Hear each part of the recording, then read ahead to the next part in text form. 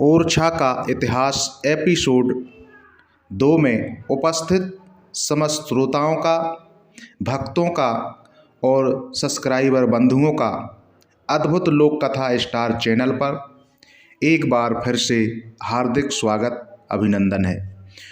तो आइए श्रोताओं, मैं आपका ध्यान ओरछा इतिहास के एक एपिसोड से जोड़ता हूँ, जिसमें मैंने बताया था कि श्री राम राजा सरकार का सिंहासन सोना चांदी से बना है, जो महाराज मधुकर शाह ने काशी से बनवाया था, जिस पर श्री राम राजा सरकार अपने सेवकों सहित विराजमान है।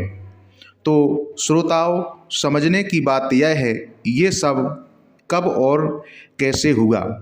तो बात उस समय की है जब विक्रम संवत 1554 से 92 तक में जब महाराज मधुकर शाह ओरछा के राजा हुए, तो रानी गणेश कुंवर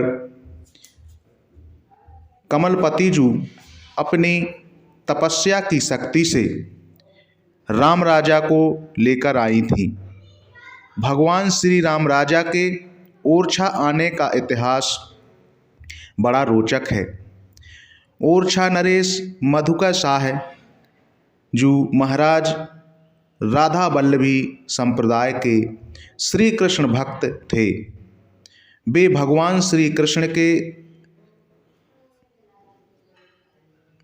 सखी भाव से उपस्थित होकर नित्य गायन करते थे। राजा मधुकर शाह कृष्ण भक्ति के परम उपासक थे। श्री कृष्ण की लीलाएं उन्हें अधिक पसंद थीं। वे सखी रूप धारण कर सखी भाव का पूरा प्रदर्शन करते थे। राजा मधुकर शाह की रानी गणेश कुंवर श्री राम की भक्ता थी। उनके प्रभु मर्यादा पुरुषोत्तम श्री राम थे, जिनके सारे क्रियाकलाप मर्यादित होते थे।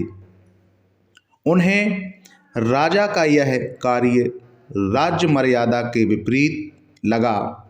उन्होंने एक बार राजा से निवेदन किया, महाराज, प्रजा के समक्ष आप नारी वेश धारण करके नित्य में लीन हो जाते हैं, इसका प्रजा पर क्या प्रभाव पड़ेगा। यह राजकीय सम्मान और मर्यादा का उल्लंघन है। मंदिर सार्वजनिक स्थान होता है, वहाँ सभी पहुँचते हैं, भले ही आप भगवान के समक्ष नृत्य करते हैं, मगर उसका प्रभाव जनता पर गलत पड़ता है। महाराज मधुकर शाह पर एक तीखा व्यंग किया। राजा मधुकर शाह रानी का व्यंग बाण सहन न कर पाए। वे बोले, कमलाजू, आप मर्यादा पुरुषोत्तम राम की भक्त हो। आपके भगवान तो केवल 12 कलाएं धारण करते हैं, पर हमारे प्रभु लाडली लाल मदन मोहन 16 कला के पूर्ण अवतार हैं। संसार में एकमात्र पुरुष तो यही हैं, एक मनमोहन, बाकी सब नारी हैं, सखी हैं। वे बोले, भगवान कृष्ण भी तो नृत्य करते थे, रास रचाते थे।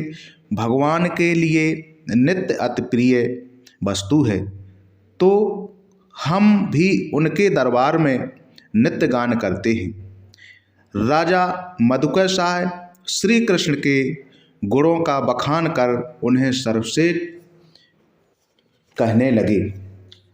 रानी बोली, महाराज, भगवान श्री कृष्णचंद्र तो बचपन में नृत्य किया करते थे।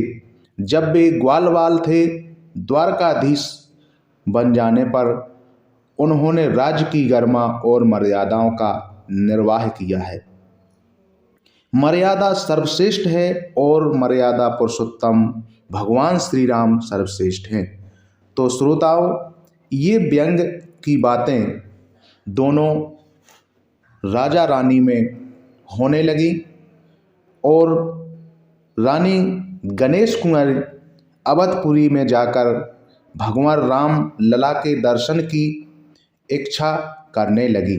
तो उसी समय राजा मधुकर शाह ने रानी से वृंदावन चलने की बात कही।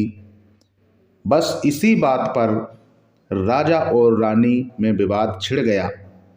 राजा वृंदावन चलने की रट लगाए थे और रानी अवध जाने की जिद कर रही थी। तर्क देकर अपने अपने इष्ट देवों को श्रेष्ठ बता रहे थे और राजा मधुकर शाह अपनी रानी से रुष्ट हो गए और बोले, ठीक है, आप अवधपुरी अवश्य जाओ और जब लौट कर आना तो अपने इष्ट देव भगवान श्री राम को साथ लेकर ही आना, नहीं तो वापस नहीं आना और अपना मुँह हमको दोबारा मत दिखाना। तो इस प्रकार से दोनों राजा रानियों की एक रुष्टता भरी बातें होने लगी और महाराज मधुकर शाह ने ये तक कह दिया कि अगर वापस आना तो अपने प्रभु श्री राम को साथ लेकर ही आना। इस बात पर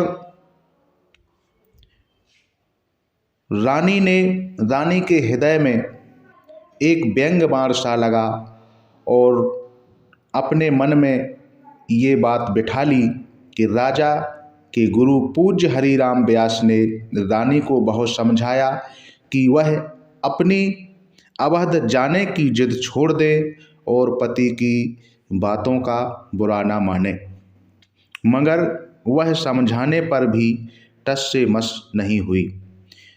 मामला अपने इष्ट की प्रधानता का था और रानी ने प्रण कर लिया था कि वे अब अयोध्या अवश्य जाएंगी और वहाँ से रामलला को साथ लेकर ही लौटेगी।